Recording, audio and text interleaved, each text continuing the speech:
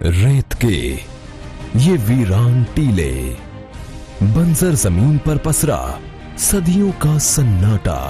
हादसों से ज्यादा दूर नहीं है ये जगह, और न ही एक अलग तरह की खूबसूरती से। यहां रहने वाले दिन रात नई चुनौतियों में उलझे रहते हैं।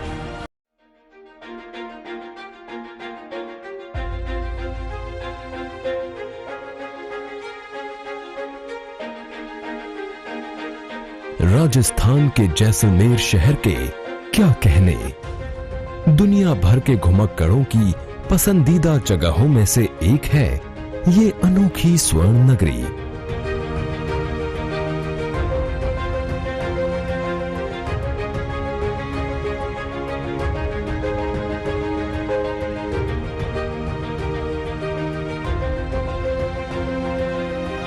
सुबह होते ही यहां गाढ़ीसार तालाब में पक्षियों ने चहल पहल शुरू कर दी है।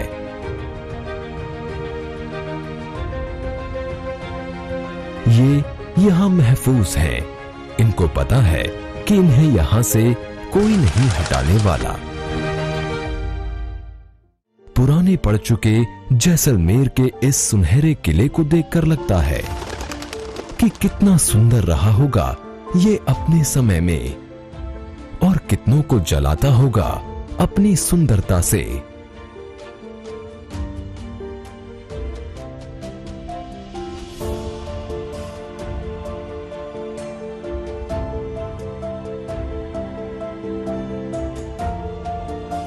लेकिन जैसलमेर जैसे शहर तो किसी बड़ी तस्वीर का छोटा सा हिस्सा भर ही है।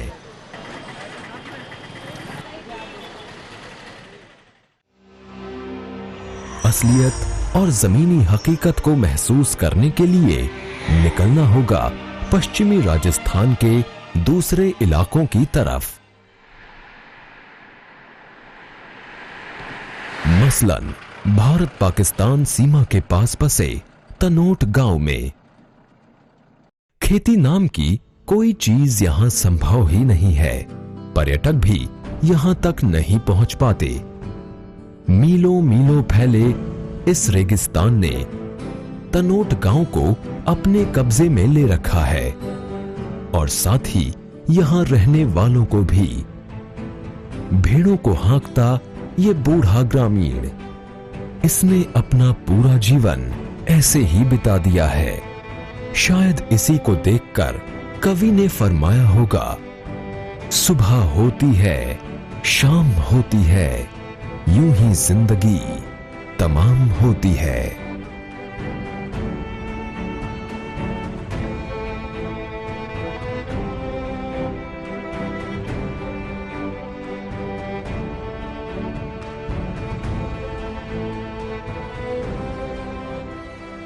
जैसलमेर और बाड़मेर जिलों में फैले ज्यादातर गांवों की यही कहानी है।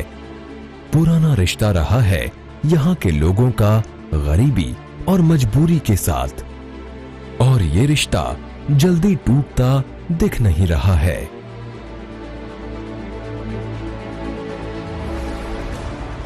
जैसलमेर बाड़मेर क्षेत्र में पानी की मात्रा बहुत ही कम है।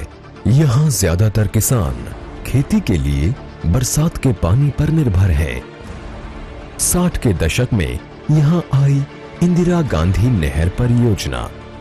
ये जैसलमेर के किसानों के लिए बहुत बड़ा वरदान साबित हुई, लेकिन सिर्फ उनके ही लिए जिनके खेत इस नहर के आसपास हैं। बाकी बचे बाड़मेर और जैसलमेर के हजारों लाखों किसानों के चेहरे आज भी मुरझाए हुए हैं।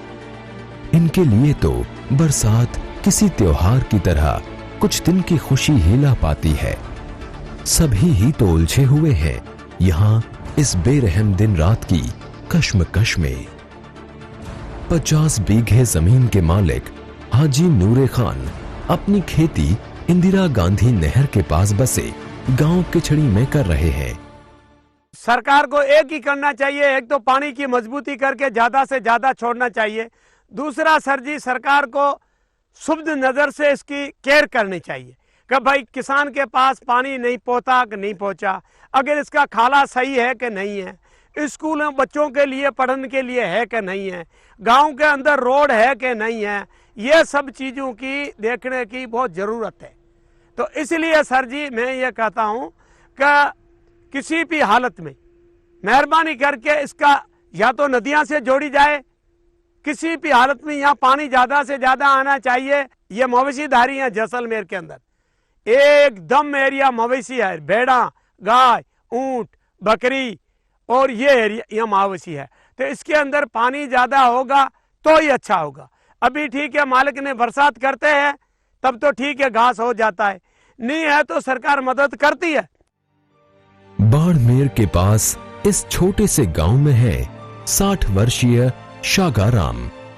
ये अपनी खेती के लिए पूरी तरह से बारिश के पानी पर निर्भर है।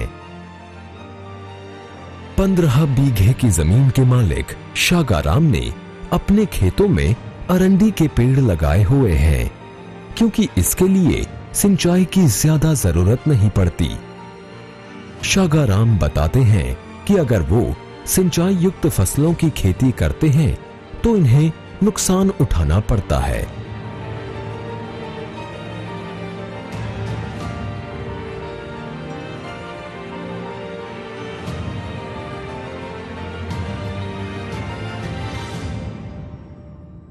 ये अच्छा जमाना आता है, बारिश पड़ती है, राम राजी होता है तो सब कुछ होता है।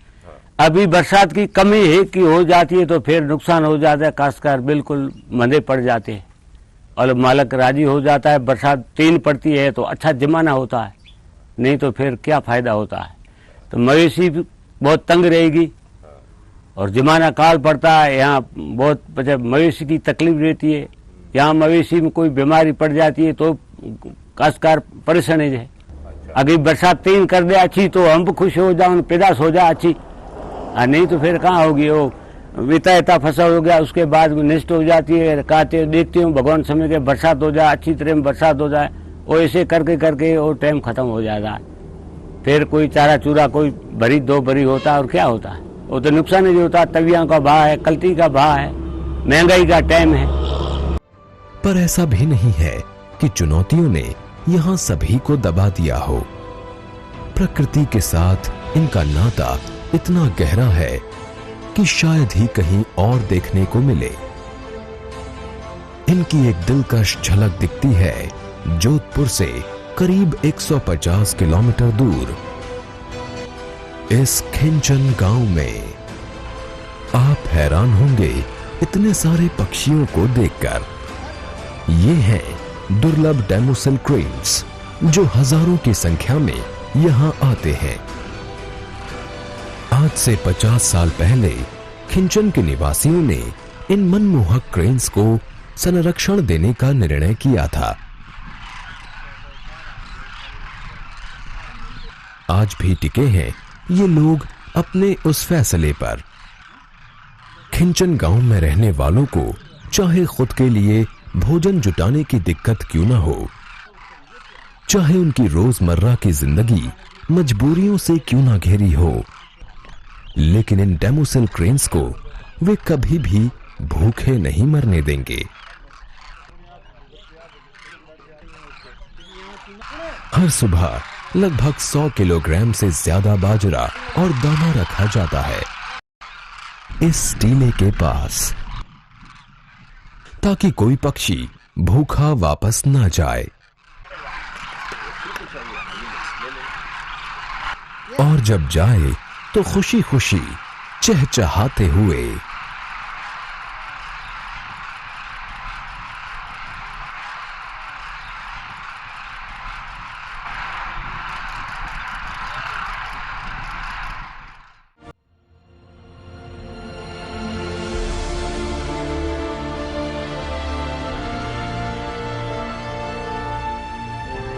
अपने खेतों में बने ढबुओं के पास बैठे नंदलाल जी उन किसानों में से हैं जिन्हें इंदिरा गांधी नहर का पानी नहीं मिल पाता। इसीलिए ये या तो बरसात के पानी पर निर्भर रहते हैं या फिर नलकूपों के पानी पर। नंदलाल बताते हैं कि जब बरसात होती है तो खेती अच्छी होती है और 2-4 महीने आराम से निकल जाते हैं। पशुओं के लिए चारा हो जाता है। अपने खाली पड़े खेतों में फसल बोने के लिए नंदलाल को इंतजार है कुदरत की बरसात का। खेतों में जमा इस सूखे भूसे को इन्होंने अपनी इस बकरी के लिए संभाल कर रखा हुआ है।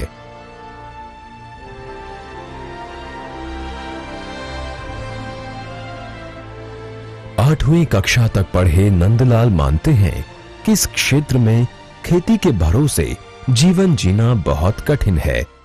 इस चीज का हमारे को किसानों को इतना अनुभव नहीं है, कौन सी फसल ज्यादा बोई जाए जिससे अपन को उचित मूल्य मिले, उससे अपन की खेती अच्छी हो, वो चीज इतना हमारे को अनुभव नहीं है। जो प्राचीन खेती करते आ रहे हैं वही कर रहे हैं, जैसे कि गवार है, बाजरी है, ये खरीफ की फसल में यही बोते हैं। इस रबी में तो क्या है कि सर नलकूप से खेती होती है यहाँ पे, जो उसमें भी बहुत मेहनत करनी पड़ती है, पानी भी इतना अच्छा नहीं रहता है, उसके बाद में भी खेती तो करना अनिवार्य होता है। वे अपने बच्चों के जीवन को लेकर चिंतित हैं कि कैसे वो अपने जीवन का गुजर बसर करेंगे। इसलिए वो अपने बच्चों को उच्च शिक्षा दिलाना चाहते हैं ताकि वे अपना जीवन भली भांति व्यतीत कर सकें। पश्चिमी राजस्थान के किसानों की समस्याओं को सुलझाने में जुटा है जैसलमेर स्थित ये केंद्रीय शुष्क केंद्र अनुसंधान संस्थान। डॉक्टर जेपी सिंह के नेतृत्व में संस्थान के वैज्ञानिक यहाँ कई वर्षों से काम कर रहे हैं। वो मानते हैं कि इस पूरे इलाके में बहुत दिक्कतें हैं, लेकिन फिर उनका मुख्य कार्य तो निराश हो रहे किसानों की जिंदगी में आशा और उत्साह लाना है। तो हमारा जो विशेष जो रहता है, जो यहाँ, क्योंकि यहाँ का जो क्षेत्र है पशुपालन आधारित है, तो जो यहाँ के चरागाह हैं, जो गोचर हैं, ओरण हैं, उनका विकास बहुत ज़रूरी है, क्योंकि हमारे पशुओं के लिए चरागाह का बहुत महत्व है। विशेषकर जिस क्षेत्र में हम यहाँ खड़े हैं, ये जो क्षेत्र है ये सेवण घास के लिए जो है बहुत अच्छा माना जाता था। और सेवण घास जो एक ऐसी घास है जो कि बहुवर्षीय है, जो कि बहुत ही पौष्टिक है, और इस घास में बहुत ही ज़्यादा पौष्टिकता है, और पौष्टिकता के साथ साथ इसका उत्पादन भी बहुत अच्छा है। और जो यहाँ की जो थारपारकर जो नस्ल है उसके लिए घास बहुत ही अच्छी है। तो हमारा प्रयास है कि जो हम यहाँ के जो चरागाह हैं, जो यहाँ के गोचर हैं, उनकी उत्पादकता हम बढ़ाएं, उन पर हमें विशेष ध्यान देने की आवश्यकता है। और हम समय समय पर विभिन्न किसान गोष्ठियों में भी इस मुद्दे को उठाते हैं कि जो यहाँ के गोचर हैं, हमारे ओरण हैं, इनका हम जो है विशेष रूप से संरक्षण करें। नहीं, किसान तो जो है अब जागरूकता बढ़ी है, जागरूक हो रहे हैं, और पानी का साधन भी बढ़ा है। इसके साथ साथ ही लेकिन हमारा जो यहाँ पर अधिकतम जो क्षेत्र है वो बारानी खेती का है।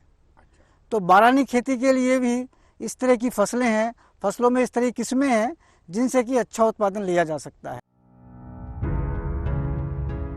दूर दूर तक फैले ये खजूर के पेड़ यहाँ राज्य के किसानों के लिए खास मकसद से लगाए गए हैं। जैसलमेर और बाड़मेर की जमीन खजूर की खेती के लिए बहुत अनुकूल है। इस इलाके में औसत वर्षा 100 से 150 मिलीलीटर ही होती है। इस दशा में खजूर के पेड़ों की खेती यहाँ के लिए काफी फायदेमंद है, जिसके लिए बहुत ही कम पानी चाहिए होता है। यहाँ पर सेंटर ऑफ एक्सलेंस के नाम से ये ऑफिस स्थापित किया गया है, जो इंडिया सरकार और इजराइल सरकार के कोलैबोरेशन में स्टार्ट किया गया है। ये पहले 2012 से 2015 के बीच में इसका कोलैबोरेशन था, जिसको बढ़ा करके अब मार्च 2018 तक कर दिया गया है। तो यहाँ पर खजूर की जो खेती की जा रही है, उसमें जितनी भी जो टेक्निक यूज की जा रही है, न्यू टेक्नोलॉजीज, वो सारी इजराइल गवर्नमेंट के द्वारा जो अवेलेबल करवाई जा रही है, उसको यहाँ यूज करते हुए मैक्सिमम प्रोडक्शन जो है कैसे ले सकते हैं, मिनिमम से मिनिमम इकोनॉमिक करते हुए मैक्सिमम से मैक्सिमम प्रोडक्शन लेना है। यह प्रोजेक्ट अभी तक काफ़ी सफल रहा है।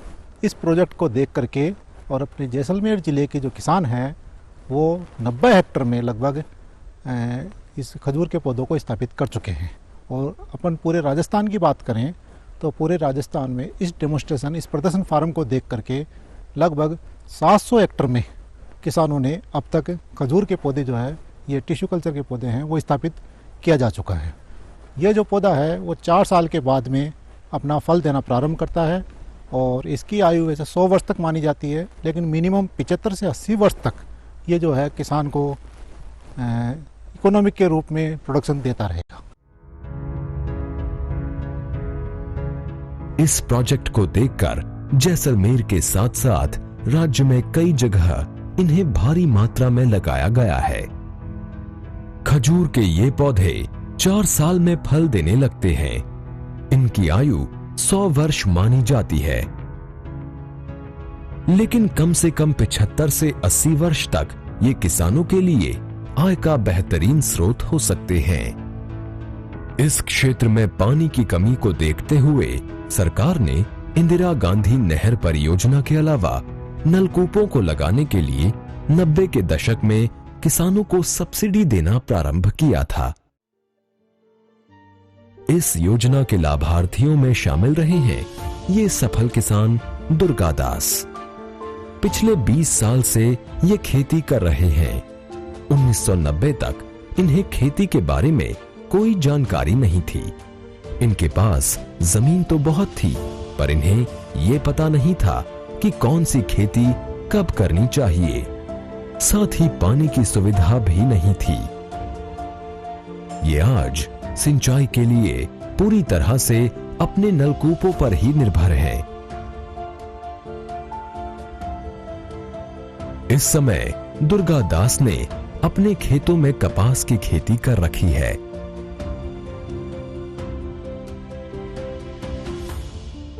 इसके अलावा जैसलमेर में अनार की खेती के बढ़ते रुझान को देखते हुए उन्होंने इसके पौधों को भी बड़ी मात्रा में लगाया है।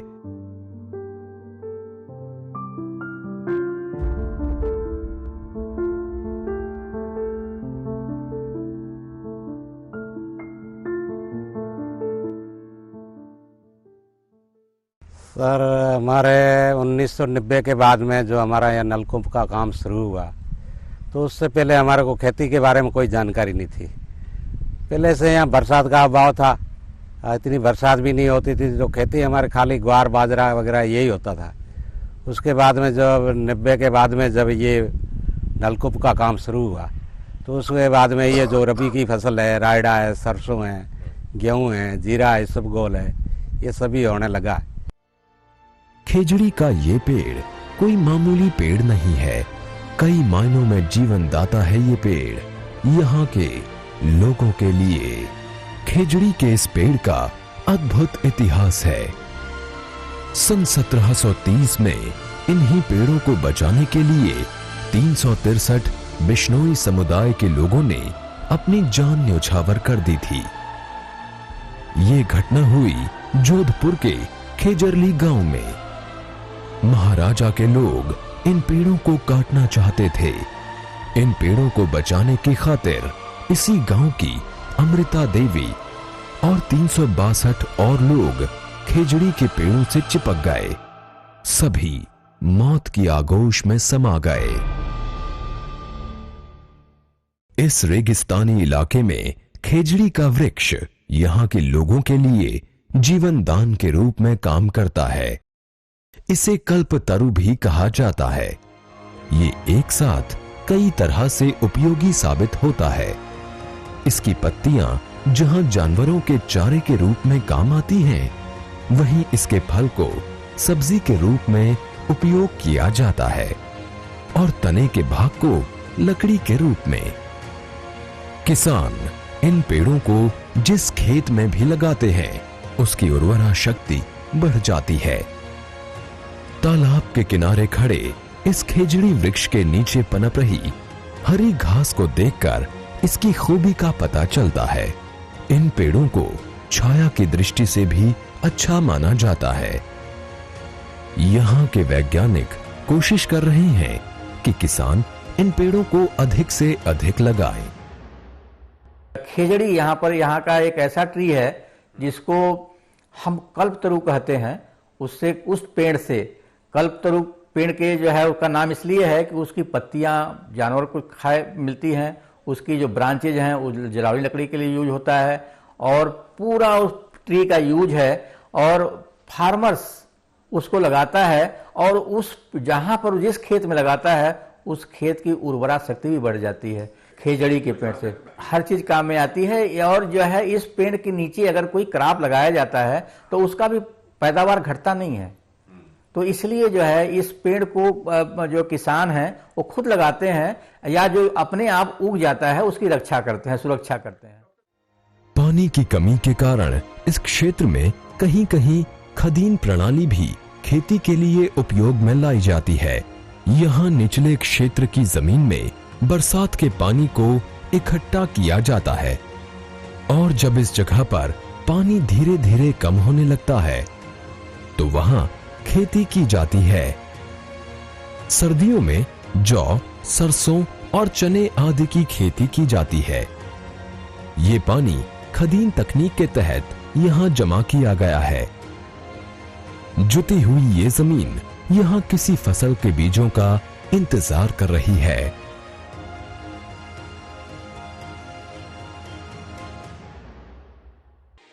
ये किसान सूर्यास्त से पहले ही अपने घर वापस पहुंचना चाहता है।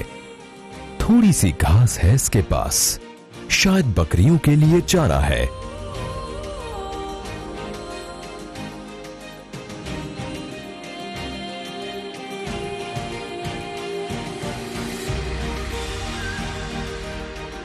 कुछ ही दूरी पर ये बच्चे भी घर जा रहे हैं, बेफिक्र, नादान, पर ऊंटों को सहजता से अपने काबू में किए हुए। आने वाले वक्त में यही आत्मविश्वास इन्हें बल देगा, मजबूत बनाएगा जिंदगी की चुनौतियों का सामना करने के लिए।